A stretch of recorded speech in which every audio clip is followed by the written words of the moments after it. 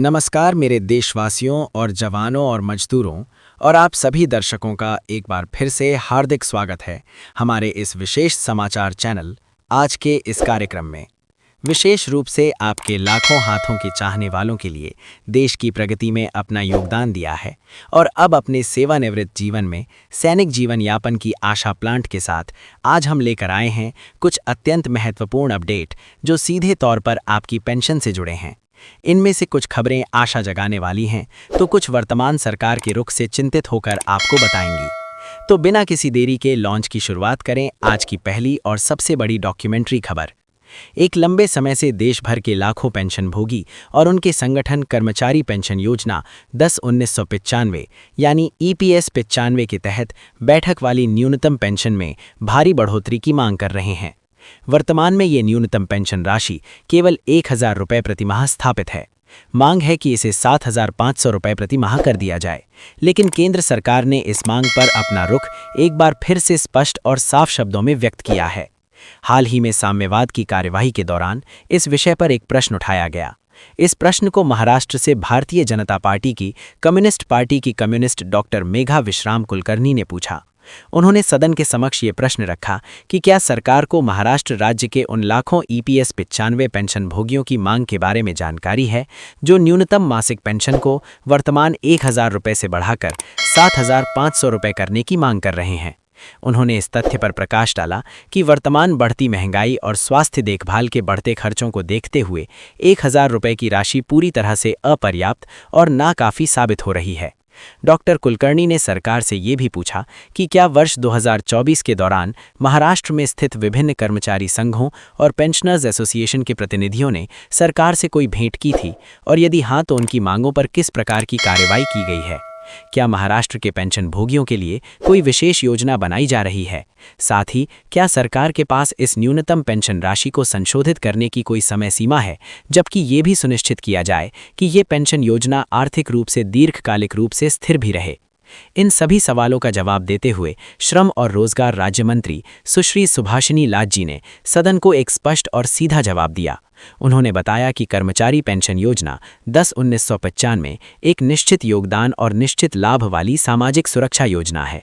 इस योजना के पेंशन फंड का कोष 2 स्रोतों से बनता है।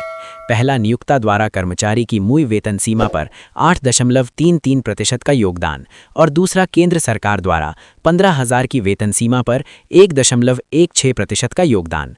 मंत्री महोदया ने इस बात पर विशेष जोर दिया कि सरकार पहले से ही अपने बजटीय समर्थन के माध्यम से EPS 95 के पेंशन भोगियों को प्रतिमाह 1000 की न्यूनतम पेंशन प्रदान कर रही है। ये समर्थन केंद्र सरकार के उस 1.16% योगदान की अतिरिक्त है जो सीधे पेंशन फंड में जाता है। ये अतिरिक्त राशि कर्मचारी भविष्य निधि संगठन यानी EPFO के माध्यम से पेंशन भोगियों तक पहुंचाई जाती है। पेंशन फंड की दीर्घकालिक वित्तीय स्थिरता के बारे में उठने वाली चिंताओं को दूर करते हुए मंत्री ने बताया कि EPS 95 के पैरा 32 के तहत पेंशन फंड का मूल्यांकन प्रतिवर्ष अनिवार्य रूप से किया जाता है। इस मूल्यांकन का प्राथमिक उद्देश्य ये आकलन करना है कि क्या भविष्य में पेंशन के रूप में होने वाले भुगतानों के लिए योगदान से प्राप्त होने वाली अपेक्षित आय पर्याप्त है। दूसरे शब्दों में ये देखा जाता है कि क्या ये फंड लंबे समय तक चलने योग्य है। सुश्री लालजी ने स्पष्ट किया कि सरकार EPF योजना 10-1992, EPS 95 और EDLI योजना के तहत मजबूत सामाजिक सुरक्षा कवरेज प्रदान करने के लिए पूरी तरह से प्रतिबद्ध है। हालांकि उन्होंने ये भी कहा कि इस क्षेत्र में कोई भी निर्णय या परिवर्तन भविष्य की देनदारियों और पेंशन फंड की समग्र वित्तीय स्थिरता को ध्यान में रखकर ही लिया जाएगा। उन्होंने ये स्वीकार किया कि श्रम मंत्रालय को विभिन्न ट्रेड यूनियनों, जनप्रतिनिधियों और अन्य हितधारकों की ओर से वर्तमान 1000 रुपये की न्यूनतम पेंशन राशि में वृद्धि करने संबंधी कई अभ्यावेदन प्राप्त हुए हैं, लेकिन उन्होंने एक महत्वपूर्ण बात ये भी स्पष्ट की कि EPS 95 के तहत कोई अलग अलग राज्यवार पेंशन फंड नहीं है। ये योजना एक केंद्रीकृत योजना है, जिसका अर्थ है कि महाराष्ट्र या किसी अन्य राज्य विशेष के पेंशन भोगियों द्वारा उठाई गई मांगों को राष्ट्रीय स्तर पर ही देखा और विचार किया जाता है। इस प्रकार सरकार का ये जवाब स्पष्ट रूप से इंगित करता है कि वर्तमान परिदृश्य में न्यूनतम पेंशन को 1000 रुपये से बढ़ाकर 7500 रुपये करने का कोई तत्काल प्रस्ताव मंजूर नहीं है। सरकार का मुख्य ध्यान पेंशन फंड की दीर्घकालिक वित्तीय व्यवहार्यता बनाए रखने पर है। ये मुद्दा कोई नया नहीं है।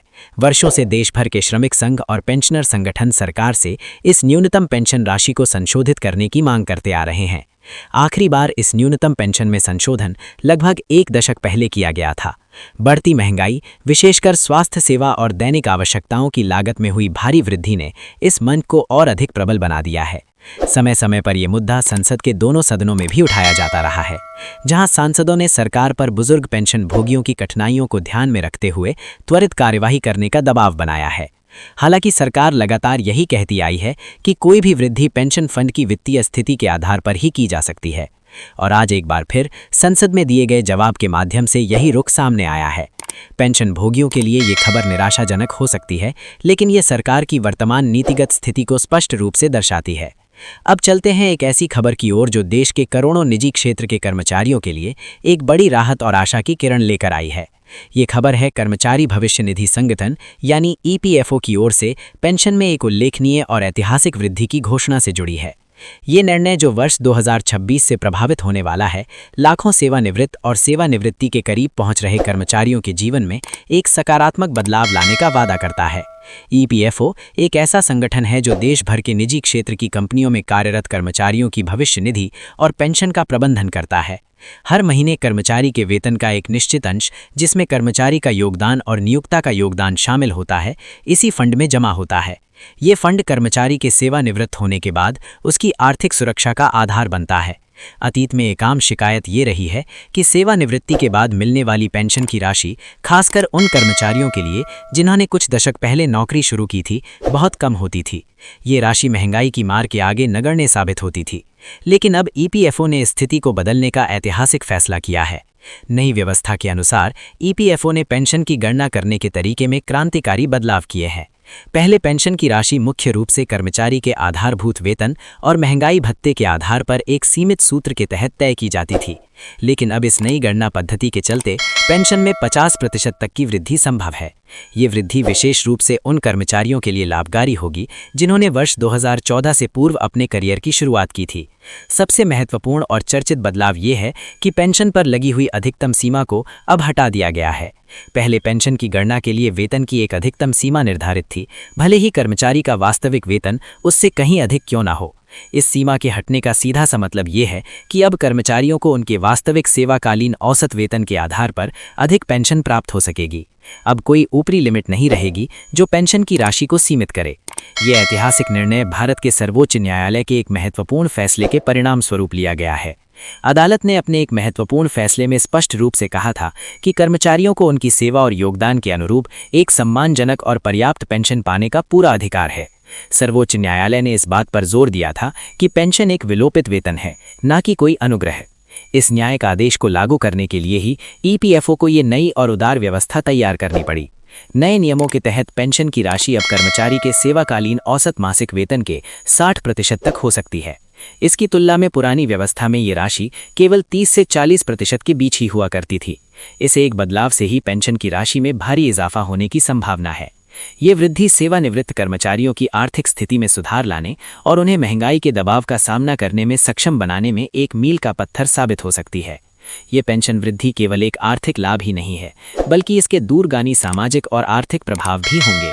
सबसे पहले, इससे सेवानिवृत्त कर्मचारियों को एक स्थिर और पर्याप्त मासिक आय का आश्वासन मिलेगा, जिससे उनका जीवन स्तर बेहतर होगा।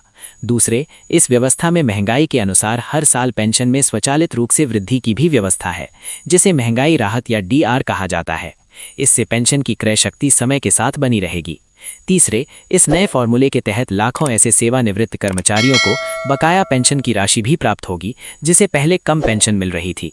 ये बकाया राशि एक मुश्त किश्तों में दी जा सकती है, जिससे उनकी और उनके परिवार की आर्थिक स्थिति में तत्काल सुधार आ सकता है।